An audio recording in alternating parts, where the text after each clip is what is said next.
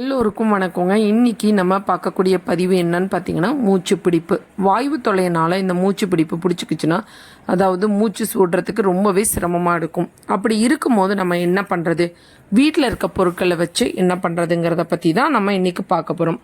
அதில் நம்ம இன்டேக்கும் எடுத்துக்கணும், மேல் பூச்சும் பூசணுங்க.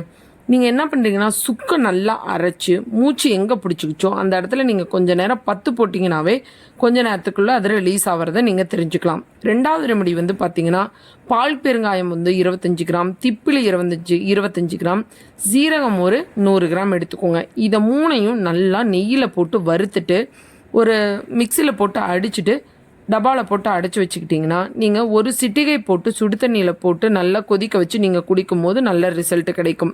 அடுத்தது மூணாவது ரெமெடி பார்த்தீங்கன்னா, வெற்றிலையே எடுத்துக்கோங்க, ஒரு வெத்தலை எடுத்துக்கோங்க. அதை காம்பை கண்டிப்பாக கிள்ளணும்.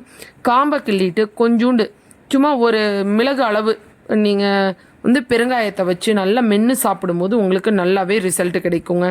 அடுத்தது பார்த்தீங்க அப்படின்னா, நெல்லிக்காய் ஒரு 4 நெல்லிக்காய் எடுத்துக்கோங்க, மலை நெல்லிக்காய். அதை நல்லா துருவிக்கோங்க. துருவிட்டு நல்லா ஒரு டம்ளர் தண்ணியை ஊற்றி நல்லா கொதிக்க வைங்க. கொதிக்க வச்சுட்டு நாட்டு சக்கரை போட்டு நீங்கள் சாப்பிடும்போது நல்ல ரிசல்ட்டு கிடைக்கும். அடுத்தது பார்த்தீங்கன்னா, ஒரு டம்ளர் தண்ணியை நல்லா கொதிக்க விடுங்க.